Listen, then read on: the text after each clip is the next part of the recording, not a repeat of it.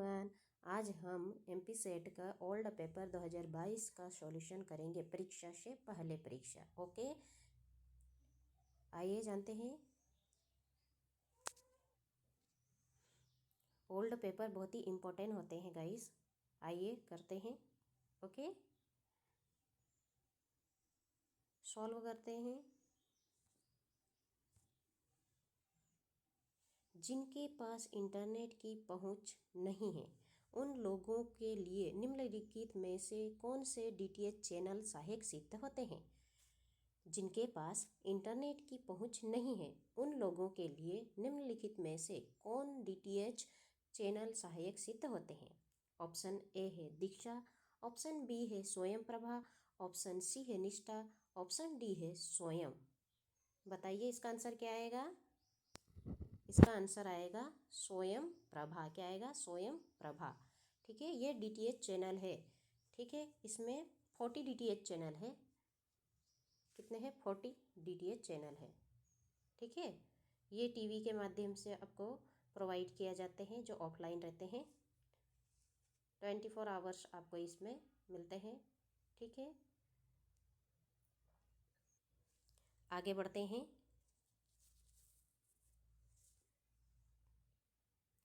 Question number 2, निम्नलिखित में से कौन सा चॉइस बेस्ड क्रेडिट सिस्टम का सर्वोत्तम लाभ है। चॉइस बेस्ड क्रेडिट सिस्टम का सर्वोत्तम लाभ कौन सा है। ऑप्शन ए है शिक्षा केंद्रित से सामग्री केंद्रित शिक्षा पर ध्यान केंद्रित करना, या फिर ऑप्शन बी शिक्षकों के लिए लचीलापन प्रदान करना, ऑप्शन सी छात्रों की विश्वसनीयता में सुधार करना, या ऑप्शन डी शिक्षक केंद्रित से विद्यार्थी केंद्रित शिक्षा पर ध्यान आकर्षित करना। इसका ऑप्शन आएगा डी, शिक्षक केंद्रित से विद्यार्थी केंद्रित शिक्षा पर ध्यान आकर्षित करना। ओके बच्चों, आगे जानते हैं शिक्षण। क्वेश्चन नंबर 3, शिक्षण एक प्रक्रिया है। शिक्षण एक प्रक्रिया है। ऑप्शन ए है त्रिध्रुवीय, ऑप्शन बी है द्विध्रुवीय, ऑप्शन सी है एक ध्रुवीय, या ऑप्शन डी है बहुध्रुवीय। इसका आंसर क्या आएगा? इसका आंसर आएगा ऑप्शन ए, त्रिध्रुवीय। इसका ऑप्शन आएगा त्रिध्रुवीय। ओके, आगे बढ़ते हैं। क्वेश्चन नंबर 4, निम्नलिखित में से शिक्षण स्तर कौन से हैं। शिक्षण स्तर के बारे में क्वेश्चन दिया गया था। 2022 का ओल्ड पेपर है, जो सॉल्व करवा रही हूँ मैं। आपके एग्जाम में ये आ सकते हैं, क्योंकि पुराने प्रश्न डायरेक्ट उठते हैं। ओके, एमपी सेट में। ठीक है, निम्नलिखित में से शिक्षण स्तर कौन से हैं। ऑप्शन ए है प्राथमिक स्तर, माध्यमिक स्तर और उच्च स्तर, या फिर ऑप्शन बी है राज्य स्तर, राष्ट्रीय स्तर और अंतर्राष्ट्रीय स्तर, या फिर ऑप्शन सी है स्मृति स्तर, समझ स्तर और चिंतन स्तर, या फिर ऑप्शन डी है अध्यापक स्तर, विद्यार्थी स्तर या अभिभावक स्तर। इसका आंसर क्या आएगा? इसका आंसर आएगा ऑप्शन सी, स्मृति स्तर, समझ स्तर और चिंतन स्तर होते हैं शिक्षण के स्तर। ओके,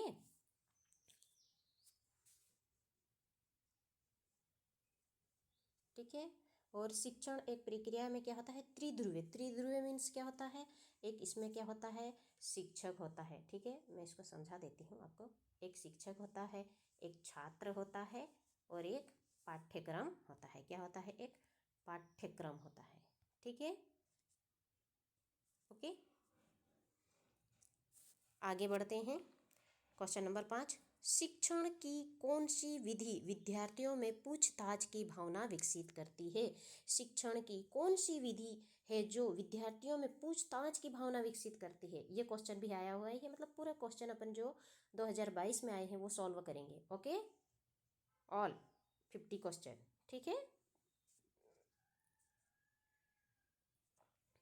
शिक्षण की कौन सी विधि विद्यार्थियों की पूछताछ की भावना विकसित करते हैं। ठीक है, ऑप्शन ए है परियोजना विधि, ऑप्शन बी है अन्वेषण विधि, ऑप्शन सी है समस्या समाधान विधि, या ऑप्शन डी है प्रयोगशाला विधि। इसका आंसर आएगा अन्वेषण विधि। ठीक है, क्या आएगा? होरिस्टिक मेथड, अन्वेषण विधि।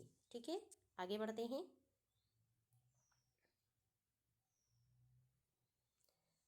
क्वेश्चन नंबर 6, निम्नलिखित में से शोध प्रक्रिया का पहला चरण कौन सा है। जब शोध करते हैं ना तो उसका जो पहला चरण कौन सा होता है वो इसमें क्वेश्चन पूछा है। ऑप्शन ए है सूचना के स्रोतों को खोज, ऑप्शन बी है संबंधित साहित्य का सर्वेक्षण, ऑप्शन सी है अनुसंधान के व्यापक क्षेत्र की पहचान, ऑप्शन डी है समस्या के समाधान की खोज। इसका आंसर क्या आएगा, बताइए इसका आंसर क्या आएगा बच्चों, आपको पता है इसमें क्या आएगा, अनुसंधान के व्यापक क्षेत्र की पहचान, ऑप्शन नंबर सी इसका आंसर आएगा। ओके बच्चों, आगे बढ़ते हैं। क्वेश्चन 7 क्या आएगा, क्वेश्चन नंबर 7 में निम्नलिखित में से कौन सा गैर पैरामेट्रिक परीक्षण है। पैरामेट्रिक परीक्षण होते हैं, पैरामेट्रिक टेस्ट किए जाते हैं जिसमें ऑप्शन ए है सह प्रसरण का विश्लेषण या माध्यिका परीक्षण, या ऑप्शन सी है प्रसरण का विश्लेषण, ऑप्शन डी है जटिल अनुपात। इसका आंसर क्या आएगा, इसका आंसर आएगा माध्यिका परीक्षण। ये क्या होता है, मल्टीपल परीक्षण किया जाता है इसमें। ओके ठीक है, आगे वाला क्वेश्चन, क्वेश्चन नंबर 8, निम्नलिखित में से कौन सा अनुसंधान शोध करने में सबसे तार्किक क्रम का प्रतिनिधित्व करता है। ऑप्शन ए है अनुसंधान समस्या की पहचान करना और उसे परिभाषित करना, फिर परिकल्पना का परीक्षण करना और परिणामों का प्रतिवेदन करना, या ऑप्शन बी है अनुसंधान की समस्या की पहचान करना, जनसंख्या और न्याय दर्श को परिभाषित करना, या फिर प्रदत्तों को एकत्रित करना और प्रदत्तों का विश्लेषण करना, या ऑप्शन सी है अनुसंधान का सर्वे करना, अनुसंधान समस्या को परिभाषित करना, प्रदत्तों का संकलन करना और परिणामों को प्रस्तुत करना, या ऑप्शन डी है अनुसंधान चरों को परिभाषित करना, अनुसंधान की परिकल्पना करना, परीक्षण और अनुसंधान परिणामों का प्रतिवेदन देना। इसका आंसर क्या आएगा, इसका आंसर आएगा अनुसंधान की समस्या का पहचान करना, ऑप्शन ए इसका आंसर है। ओके आगे बढ़ते हैं।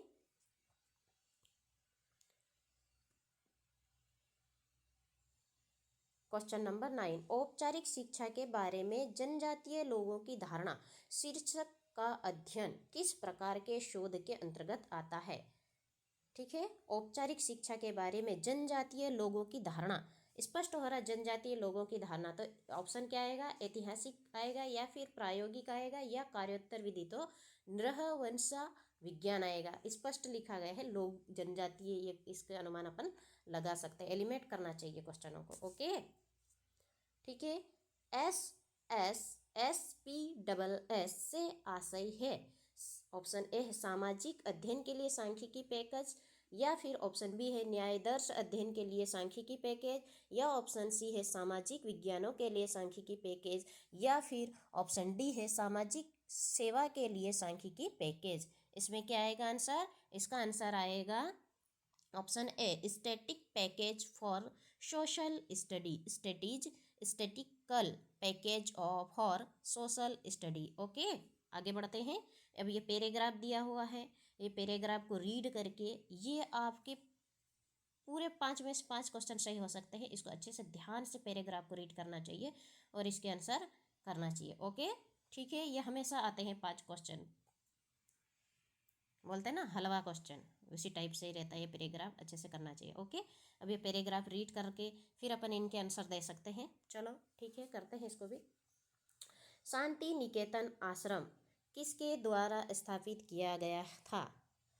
ऑप्शन ए है महर्षि हेमेंद्रनाथ, ऑप्शन बी है सविंद्रनाथ टैगोर, या फिर ऑप्शन सी है महर्षि देवेंद्रनाथ, या ऑप्शन डी है रविंद्रनाथ टैगोर। इसमें क्या लिखा हुआ है, ये पैराग्राफ अगर अपन रीड करते हैं इसमें आंसर कहाँ है, ये रहा, कहाँ है, महर्षि देवेंद्रनाथ टैगोर है ना। रविंद्रनाथ टैगोर के पिता थे महर्षि देवेंद्रनाथ, जिन्होंने शांति निकेतन आश्रम का गठन किया था। ठीक है, तो यहाँ आएगा महर्षि देवेंद्रनाथ टैगोर। आश्रम का क्या उद्देश्य था, ऑप्शन ए क्वेश्चन नंबर 12 शांति और ब्रह्म के मध्यस्थ करना, ऑप्शन बी है शांति और ब्रह्म के मध्य ध्यान दे लगाना, या ऑप्शन सी है शांति और एकता में मध्यस्थता करना, या ऑप्शन डी है शांति और एकता में ध्यान रखना। इसका आंसर क्या आएगा, शांति और एकांत में मध्यस्थता करना।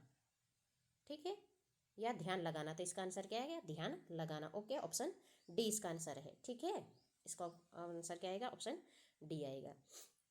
अब क्वेश्चन नंबर 13, प्रयोगात्मक विद्यालय किस उद्देश्य से प्रारंभ किया गया था? ओके, प्रयोगात्मक विद्यालय किस उद्देश्य से प्रारंभ किया गया था? ठीक है, प्रायोगिक विद्यालय है ना, किस उद्देश्य से प्रारंभ किया गया था? तो आंसर ऑप्शन है ऐसे शिक्षा देना जो भविष्य से अलग न हो, बी ऐसी शिक्षा देना जो प्रकृति से अलग न हो, ऐसी शिक्षा देना जो प्राणियों से अलग न हो, या इनमें से कोई नहीं। इसमें क्या आएगा? ऐसी शिक्षा देना जो प्रकृति से अलग न हो। इसका आंसर आएगा ऑप्शन बी। ठीक है, आगे वाला क्वेश्चन पढ़ते हैं, समझते हैं। विश्व भारती है क्या है? ऑप्शन ए है अंतर्राष्ट्रीय विश्वविद्यालय, ऑप्शन बी है एक राष्ट्रीय विश्वविद्यालय, ऑप्शन सी है एक डीम्ड विश्वविद्यालय, या ऑप्शन डी है निजी विश्वविद्यालय।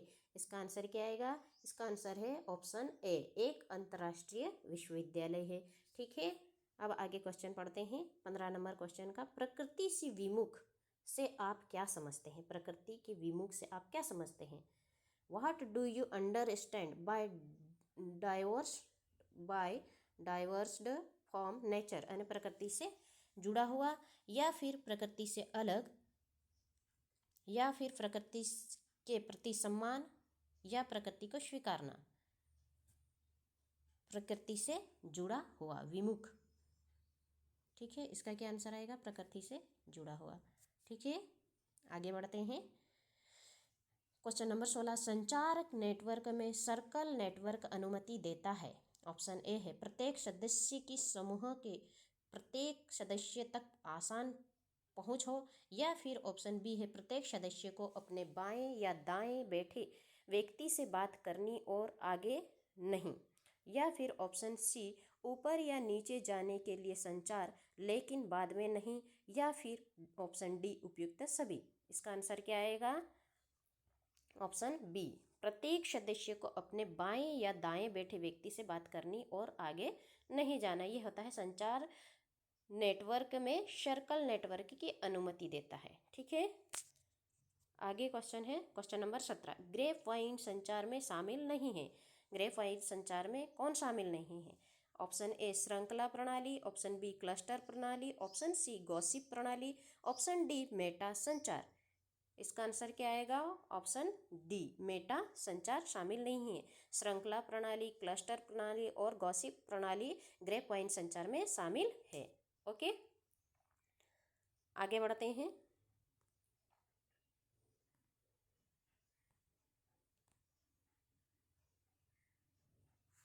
क्वेश्चन नंबर 18, किसी व्यक्ति के चेहरे के भाव और अन्य आवाचिक व्यवहार की नकल करके किसी दूसरे व्यक्ति की भावनाओं को पकड़ने या साझा करने की स्वचालित प्रक्रिया को जाना जाता है। Option A grape wine, option B भावनात्मक संक्रमण, ऑप्शन सी अनुनयन, या ऑप्शन डी सूचना अधिभार। इसका आंसर क्या आएगा? बताइए बच्चों।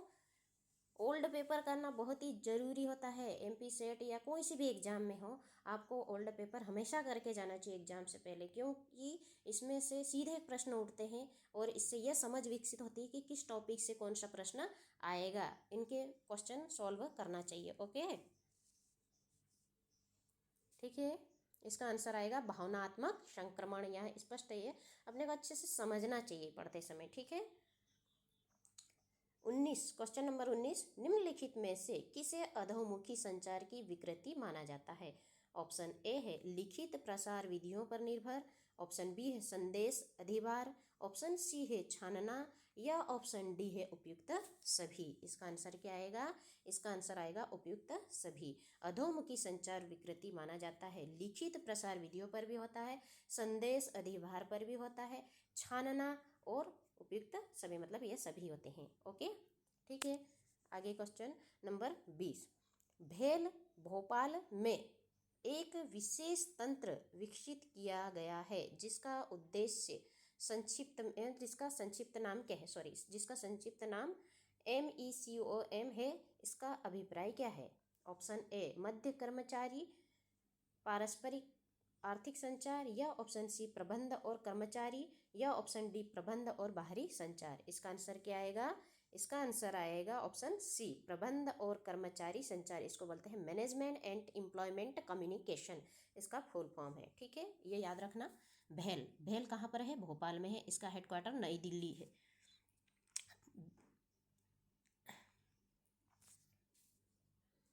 ठीक है, आगे बढ़ते हैं।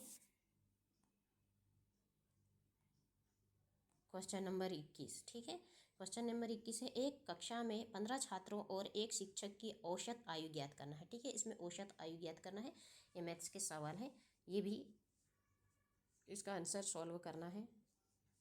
ठीक है, ये आप खुद करना। ठीक है, एक ये आपके लिए होमवर्क है, करके देखना। ओके, होमवर्क ये वाला, और एक ये है होमवर्क।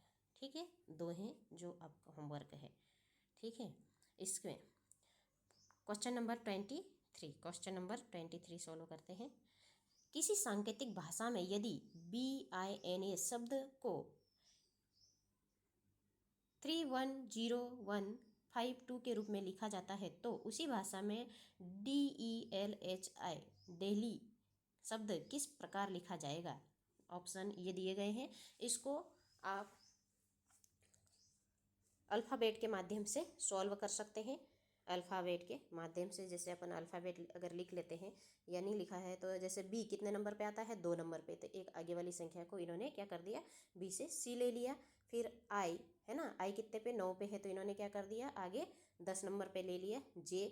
फिर N है ना, N 14 पे है, तो इसने क्या करा? आगे वाली संख्या ले लिया 15 नंबर की। फिर A 1 नंबर है, तो ये क्या ले लिया? B का नंबर ले लिया। ओके, ऐसे ही ये भी आंसर लेना है। जैसे D कितने नंबर पे आता है? 4 पे आता है। ABCD 4 नंबर पे आता है। ठीक है, जैसे कर सकते हैं ABCDEFGHIJKLMNOPQRSTUV, है ना। ठीक है, WXY और Z। ठीक है, Z इसमें क्या है? जैसे एक, ये 1 पे आता, ये 2 पे आता, ये 3 पे, ये 4, ये 5, ये 6 और ये 7 और ये 8 और ये 9 है ना, ये 10। तो ऐसे ही करते हैं, 10, ये 11, ये 12 और ये 13। ठीक है, ये आप नोट करना और अच्छे से करना। इसमें वो करना है, टाइम लगेगा समझाने में, इसलिए मैं ये बता रही हूँ। सिर्फ ऐसे लिख के आप नंबर डाल के फिर इसको सॉल्व करेंगे तो इसका आंसर आएगा 5613910, मतलब ऑप्शन डी इसका आंसर आएगा। ओके बच्चों, इसका आंसर क्या आएगा? ऑप्शन डी आएगा। ठीक है, ये बहुत अच्छा है और ये आपको कोडिंग डिकोडिंग वाले रहते हैं, इसमें आंसर मतलब आते ही हैं और आप सॉल्व कर सकते हैं इसको ईजी तरीके से। ठीक है, फिर ये क्वेश्चन नंबर 24 है, एक शहर में कार्यरत और बेरोजगार लोग का अनुपात 3:2 है। अगर शहर में 570 व्यक्ति है तो फिर शहर में कितने बेरोजगार होंगे? ये भी सॉल्व कर सकते हैं। इसको सॉल्व करेंगे, जैसे 3:2 दिया गया है इंटू 750। ठीक है, अपन ये कर सकते हैं, इसको 3/2 को ऊपर 2 3 2 5 प्लस करेंगे 5 और 2, ऐसे करके इस टाइप से 750 शॉर्ट मेथड है। ठीक है, मतलब 50 को या 100 मानेंगे, इसमें वो वाली मेथड से करते हैं। ये 750 को साइड में रखते हैं, फिर इसका जो आंसर आएगा वो 250 आएगा इसका आंसर सॉल्व करेंगे तो। ठीक है, आगे बढ़ते हैं। मैथ्स वाले सवाल आप कर लेना। ओके गाइस, ठीक है। 25 क्वेश्चन, निम्नलिखित में से कौन सा नीचे दी गई अक्षर श्रृंखला को पूरा करता है? ठीक है, ये भी अल्फ़ाबेट वाले हैं, जैसे GEF KIJ डैश दे दिया SQR। ठीक है, ये अगर आप ABCD लिख के फिर करना है ना, अल्फ़ाबेट मेथड बोलते हैं इसको। ये लिख के आप करोगे ना तो इसका आंसर आएगा OMN। ठीक है, इसमें एक एक संख्या को छोड़ के फिर आगे वो कर दिया गया, आगे और पीछे से मिडिल वो करके इस टाइप से लिया है। ठीक है, कर लोगे ना? ठीक है, कर सकते हो, इजी है ये, है ना। फिर इसको ऐसे करते हैं, मैं बता ही देती हूँ आपको। ABCDEFGH, है ना, IJKLMNOPQRSTUVWXYZ। ठीक है, ये पूरी लिखने की ज़रूरत नहीं है, फास्ट करना है अपने को। तो GEF, ठीक है, GEF दिया हुआ है ना, GEF ये दिया हुआ है, इसमें ये छोड़ दिया है ना इन्होंने, ये G लिखा, फिर बाद में E ले लिया और फिर बाद में ये F लिखा। ठीक है, ऐसे ही अपने को करना है। तो फिर बाद में क्या दे दिया, SQR, तो S, ये S लिखा, फिर Q लिखा, फिर R ये वाला। ठीक है, अब अपने को बीच में से करना है, तो क्या कहाँ तक दिया हुआ है, KIJ तक दिया हुआ है। ठीक है, KIJ तक दिया हुआ है। ठीक है, तो यहाँ से अपने को करना है, तो ये एक छोड़ना है, एक छोड़ के करेंगे तो MNO, तो OMN। ठीक है, यह आएगा इसका आंसर, OMN। ठीक है, ओके, आगे बढ़ते हैं। क्वेश्चन नंबर 26, आगमनात्मक तार्किकता आधारित है। ऑप्शन ए प्रकृति की समरूपता पर, ऑप्शन बी है ईश्वर की बनाई दुनिया पर, ऑप्शन सी है प्रकृति की एकता पर, ऑप्शन डी है प्रकृति के नियम पर। इसका आंसर क्या आएगा, ऑप्शन ए आएगा, प्रकृति की समरूपता पर। ऑप्शन ए इसका आंसर है, प्रकृति की समरूपता पर। ठीक है, आगे बढ़ते हैं। क्वेश्चन नंबर 27 यानी 27, निम्नलिखित में से कौन से कथन एक दूसरे के प्रतिवादी है। ऑप्शन ए है, सभी पुरुष अच्छे हैं, कोई आदमी अच्छा नहीं है, कुछ पुरुष अच्छे हैं, कुछ पुरुष अच्छे नहीं हैं। इसमें एक दूसरे के प्रतिवादी है ना, ईच अदर। ठीक है, कनेक्टिविटी यानी जुड़े हुए, तो सभी पुरुष क्या है, अच्छे हैं, तो कोई आदमी अच्छा नहीं है। ये इसका आंसर आएगा, ए और बी आंसर आएगा। ठीक है, ओके गाइस, आगे बढ़ते हैं बच्चों। क्वेश्चन नंबर 28, न्याय वाक्य। क्वेश्चन नंबर 28 में क्या है, न्याय वाक्य, न्याय युक्ति एक औपचारिक 5 स्तर तर्क वाक्यों को नियोजित करता है। सूची 1 और सूची 2 दी गई है, इसमें शामिल करना है। ऑप्शन ए, पहाड़ पर आग लगी है। ठीक है, क्या आएगा, ऑप्शन ए, पहाड़ पर आग लगी है। इसके सामने क्या लिखा है, प्रतिज्ञा, क्योंकि पहाड़ पर धुआं है। हेतु है ना, हेत्वाभास जो रहता है ना, वही, जहाँ भी धुआं होता है वहाँ क्या होती है, आग होती है। ये उदाहरण दिया हुआ है। ठीक है, फिर डी, पहाड़ पर धुआं है, उपनयन। ऑप्शन ई, इसलिए पहाड़ पर आग है, ये निगमन है। ठीक है, यानी निगमन दिया हुआ है। ठीक है, तो इसका आंसर क्या आएगा, ऑप्शन सी इसका आंसर आएगा बच्चे। इसका आंसर क्या आएगा, ऑप्शन सी इसका आंसर आएगा। ठीक है, इसका आंसर क्या आएगा, ऑप्शन सी। ओके, आगे बढ़ते हैं। क्वेश्चन नंबर 29, निम्नलिखित में से कौन सा हेत्वाभास एक अनियमित मध्य पद का भ्रम है। ऑप्शन ए, स्वभिचार, या ऑप्शन बी, बाधिता, या ऑप्शन सी, सत प्रतिपक्ष, या ऑप्शन ऑप्शन डी, सध्य समा। ओके, इसका आंसर क्या आएगा, सत प्रतिसा। ओके, क्या आएगा, सत प्रतिपक्ष आएगा इसका आंसर, हेत्वाभास मध्य भ्रम। ठीक है,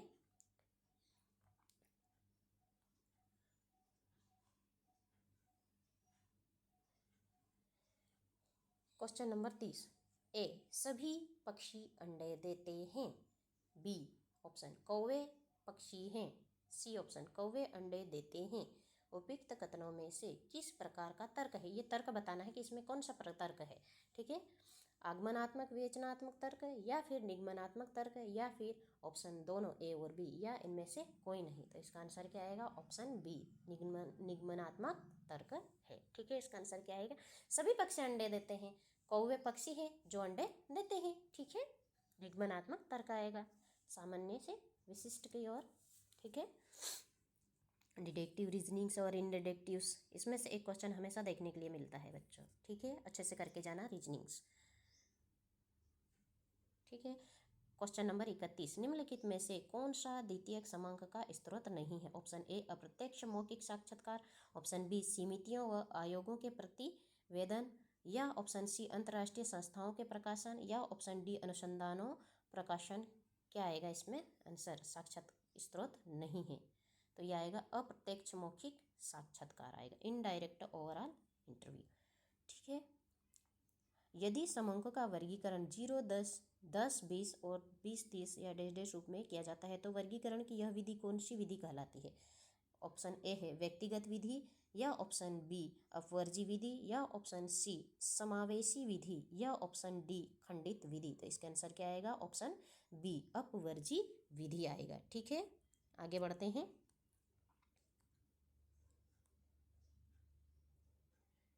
क्वेश्चन नंबर 33। ठीक है, निम्नलिखित में से कौन सा द्विविमा चित्र का प्रकार नहीं है? द्विविमा चित्र का प्रकार नहीं है। ऑप्शन ए वर्ग चित्र, ऑप्शन बी पाई यानी कोणीय चित्र, या ऑप्शन सी आयात चित्र, या ऑप्शन डी आवृत्ति चित्र। तो इसका आंसर क्या आएगा? हिस्टोग्राम यानी आवृत्ति चित्र। ठीक है, ऑप्शन क्या आएगा? डी आवृत्ति चित्र, इसको हिस्टोग्राम कहते हैं, द्विविमा। ठीक है, क्वेश्चन नंबर 34। माध्यिका के मान का बिंदु रेखीय निर्धारण जिस बिंदु की सहायता से किया जाता है वह कहलाता है? ऑप्शन ए आवृत्ति चित्र, ऑप्शन बी आवृत्ति बहुभुज, ऑप्शन सी आवृत्ति वक्र, या ऑप्शन डी ओजाइन वक्र संचयी आवृत्ति। इसका आंसर क्या आएगा? ओजाइन वक्र संचयी आवृत्ति कहलाता है माध्यिका के मान बिंदु रेखीय निर्धारण की सहायता से। ठीक है, ओके, ये रिसर्च के क्वेश्चन है ना। ठीक है, आगे बढ़ते हैं। आगे वाला क्वेश्चन, जब उभयनिष्ठ z अवर्णीय अस्पष्ट हो तो इसका निर्धारण जिस सूत्र से किया जाता है वह सूत्र है। सूत्र को याद करना पड़ेगा, आपको याद कर लेना। ऑप्शन ए है z बराबर 2m माइनस एक्स बार, या ऑप्शन बी है z बराबर 3m प्लस 2x बार, या ऑप्शन सी है z बराबर 3m माइनस 2x बार, या ऑप्शन डी है z बराबर 3x बार माइनस 2m। इसका आंसर क्या आएगा? इसका आंसर आएगा ऑप्शन सी z बराबर 3m माइनस 2x बार। ये फार्मूला याद कर लेना। ठीक है, अभी 2026 में जो 1 मार्च को एग्जाम होने वाले उसमें देखने को मिल सकते हैं ऐसे क्वेश्चन। ओके, क्योंकि प्रीवियस ईयर से सीधे उठ के भी आ जाते हैं कभी कभी। ठीक, क्वेश्चन नंबर 36। कौन सा घटक आपके कंप्यूटर को स्थायी रूप से बड़ी मात्रा में डाटा बनाए रखने में सक्षम बनाता है? ऑप्शन ए है केंद्रीय प्रसंस्करण इकाई CPU, या फिर ऑप्शन बी रैम, या ऑप्शन सी स्टोरेज डिवाइस, या ऑप्शन डी रोम। इसका आंसर क्या है? स्टोरेज डिवाइस आएगी। ठीक है, इसमें क्षमता किसमें रहती है? स्टोरेज डिवाइस रहती है। रैम का फुल फॉर्म क्या है? रैंडम एक्सेस मेमोरी होता है, और रीड ओनली मेमोरी या अस्थायी मेमोरी होती है। ठीक है, और ये स्थायी मेमोरी होती है रैम। ठीक है, ये कंप्यूटर के क्वेश्चन आ गए हैं, ये आपको अच्छे से याद रखना है। Computer ICT information communication technology से है। ठीक है, इसमें से भी 4-5 प्रश्न आते हैं। आगे बढ़ते हैं। Question number 37। उस डिवाइस का नाम जो टेलीफोन लाइन के माध्यम से कंप्यूटर को इंटरनेट से जोड़ता है। उस डिवाइस पूछा है। ठीक है गाइस, डिवाइस का नाम जो टेलीफोन लाइन के माध्यम से कंप्यूटर को जो इंटरनेट से जोड़ता है। Option A modem, option B cable, option C jack, या ऑप्शन डी कर्सर। देखो केबल तो आएगा नहीं क्योंकि ये डिवाइस नहीं है ना, तो ये तो हट ही गया। तो इसमें से बताओ, कर्सर भी नहीं आएगा। ठीक है, मॉडेम का फुल फॉर्म होता है मॉड्यूलेटर डिमॉड्यूलेटर। ओके, ठीक है, आगे क्वेश्चन करते हैं। Question number 38। निम्नलिखित में से कौन सा इंटरनेट सिस्टम सर्च इंजन नहीं है? ऑप्शन ए है गूगल, ऑप्शन बी है अपोलो, ऑप्शन सी है याहू, या ऑप्शन डी है डॉकपाइल। इसका आंसर क्या आएगा? Option B Apollo. ठीक है, इसका आंसर क्या आएगा? अपोलो। ठीक है,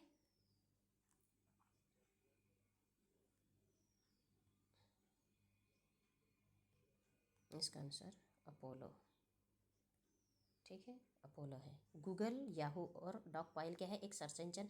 इनमें क्या करना, आप सर्च इंजन याद कर लेना ताकि आपको मतलब अभी समय नहीं है ना, इसलिए, नहीं तो ऐसे दोनों याद होना चाहिए, पर जब समय कम है उसको ध्यान में रखते हुए आप सर्च इंजन याद कर लेना, या फिर क्या बोलते हैं, सर्च इंजन याद कर लेना, तो आपको अपने आप इसके वो याद हो जाएंगे। ठीक है, जो सर्च इंजन नहीं है, गूगल, याहू, गूगल, फायरफॉक्स वगैरह जो रहते हैं, जो सर्च इंजन है वो याद रख लेना आप। ठीक है। क्वेश्चन नंबर 29, भारत द्वारा शिक्षा जगत के लिए सर्वप्रथम कौन से सैटेलाइट भेजी गई थी? Option A it set edu, ठीक है, सॉरी, सेट एडू, या ऑप्शन बी इनसेट बी, या ऑप्शन सी एडूसेट, या ऑप्शन डी इन सेट सी। इसका आंसर क्या आएगा? एडूसेट। ठीक है, एडूसेट आएगा। फिर नेपटेल का पूर्ण रूप क्या है? Option A national programme on technology in build learning, या option B national programme on technology enhanced lens, या option C national programme on technology embed learning, या option D national programme of technology enhanced learning. इसका answer क्या आएगा? Option D national programme of technology enhanced learning. ये है ना English में, ये क्या फुल फॉर्म वगैरह जो रहते हैं ना, वो इंग्लिश में याद करना। इसमें कम से कम 3 क्वेश्चन अपने को देखने को मिले, तो फुल फॉर्म हमेशा याद रखना चाहिए। कंप्यूटर का भी आता है, फिर हायर एजुकेशन से भी आए हुए हैं, इसलिए फुल फॉर्म हमेशा याद रखना। ओके, आगे बढ़ते हैं।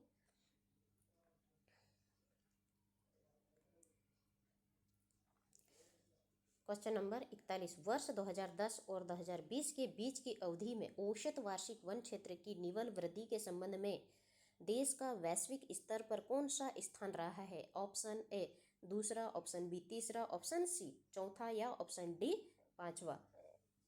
इसका आंसर क्या आएगा? ऑप्शन बी तीसरा स्थान रहा है। ठीक है, ये अच्छे से याद रख लेना, लेटेस्ट भी देख लेना। ओके, क्वेश्चन नंबर 42, केंद्रीय विद्युत प्राधिकरण के अनुसार वर्ष 2029 से 30 में कुल संस्थापित क्षमता में इष्टतम मिश्रण में सौर एवं पवन ऊर्जा का संयुक्त अंश निर्धारित होता है। ऑप्शन ए 40.37, 29 और 30 है ना, ठीक है, ये क्या दिया हुआ है? 29-30 में केंद्रीय विद्युत प्राधिकरण के अनुसार है ना, क्षमता पवन ऊर्जा और सौर ऊर्जा का मिश्रण है ना, संयुक्त रूप से अंश कितना होगा? ऑप्शन ए 40.37%, या फिर 60.47%, या 69.37%, या फिर 51.41%। तो इसका आंसर क्या आएगा? 60.41%। क्या आएगा? 60.41% आएगा। ठीक है, इसका आंसर रहेगा। ओके, और ये तीसरे नंबर है। क्वेश्चन नंबर 43, सतत विकास लक्ष्यों के संबंध में निम्नलिखित कथनों पर विचार कीजिए। इसमें ऑप्शन दिए हुए हैं। ऑप्शन एक, इसमें 20 लक्ष्य और 180 टारगेट, ये गलत हो गया। इसमें कितने लक्ष्य दिए गए हैं एसडीजी में? 17 लक्ष्य दिए गए हैं। ठीक है, 169 टारगेट हैं। ठीक है, सतत एसडीजी है ना, सस्टेनेबल डेवलपमेंट गोल्स। ओके, 2015 में आया और 16 से लागू हो गया है। ठीक है, इसका आंसर क्या आएगा? केवल 2 सही हैं। ओके, आगे बढ़ते हैं। एसडीजी गोल्स वगैरह अच्छे से याद कर लेना है ना, ये आते ही आते हैं, एग्जाम में देखने को मिल सकते हैं, आप अच्छे से कर लेना, टॉपिक कवर कर सकते हैं। ओके, और मैं भी करवा दूंगी आपको, ओल्ड पेपर सारे करवा दूंगी मैं भी आपको। ठीक है, क्वेश्चन नंबर 44, निम्नलिखित में से कौन सा पर्यावरण संरक्षण अधिनियम 1986 में सम्मिलित नहीं है? ऑप्शन ए पारिस्थितिकी संवेदी क्षेत्र, ऑप्शन बी अर्धभूमि, ऑप्शन सी चिड़ियाघर एवं उद्यान, या ऑप्शन डी तटीय विनिमय क्षेत्र। इसका आंसर क्या आएगा? चिड़ियाघर और उद्यान नहीं है, इसका आंसर ये आएगा पारिस्थितिकी संवेदी क्षेत्र। ठीक है, क्या आएगा? पारिस्थितिकी संवेदी क्षेत्र। ठीक है, और क्वेश्चन नंबर 45, जैव विविधता पर कन्वेंशन सीबीडी मतलब कन्वेंशंस ऑन बायोलॉजिकल डाइवर्सिटी। ठीक है, फुल फॉर्म हमेशा याद रखना। ठीक है, ऑप्शन ए यह 29 दिसंबर 1993 को अस्तित्व में आया। ऑप्शन सेकंड, भारत इसकी पार्टी है, या ऑप्शन 3, भारत में इसके पर 1996 में हस्ताक्षर किया गया, या ऑप्शन 4 है अंतर्राष्ट्रीय जैव विविधता दिवस प्रति वर्ष 22 जून, ये 22 मई को मनाई जाती है ना, कि 22 जून को मनाई जाती है। ठीक है, ये गलत हो गया ऑप्शन। ठीक है, और हस्ताक्षर भी 1996 में नहीं किया था, 1992 में किया था। ठीक है, ये भी गलत हो गया, भारत एक इसकी पार्टी है। ठीक है, और ये 29 दिसंबर 1993 का अस्तित्व में आ गया था। ठीक है, तो ये आएगा 1 और 2 सही है, ठीक है ना। क्वेश्चन नंबर 46 आगे बढ़े हैं अपन। क्वेश्चन नंबर 46 में निम्नलिखित में से कौन से पहले 3 विश्वविद्यालय थे जो 1857 के दौरान स्थापित किए गए थे? ऑप्शन ए कलकत्ता, बॉम्बे या दिल्ली, फिर ऑप्शन बी कलकत्ता, बॉम्बे या मद्रास, या फिर ऑप्शन सी कलकत्ता या बॉम्बे, दिल्ली या मद्रास, या फिर ऑप्शन डी दिल्ली, कलकत्ता या मद्रास। तो ऑप्शन इसका क्या आएगा? बी आएगा इसका आंसर, कलकत्ता, बॉम्बे और मद्रास। ये तीनों विश्वविद्यालय को 1857 में स्थापित किए गए थे। ये लंदन के बैंक स्कूल माने जाते हैं। लंदन है ना, लंदन शिक्षा है, लंदन की शिक्षा पर केंद्रित माने जाते हैं, ठीक है। आगे बढ़ते हैं। क्वेश्चन नंबर 47 निम्नलिखित में से कौन सा स्वयं का एक चतुर्थांश नहीं है? Option A e tutorials, option B online चर्चा मंच, ऑप्शन सी ई इंटरनेट, या ऑप्शन डी पॉडकास्ट। इसका आंसर क्या आएगा? Option D.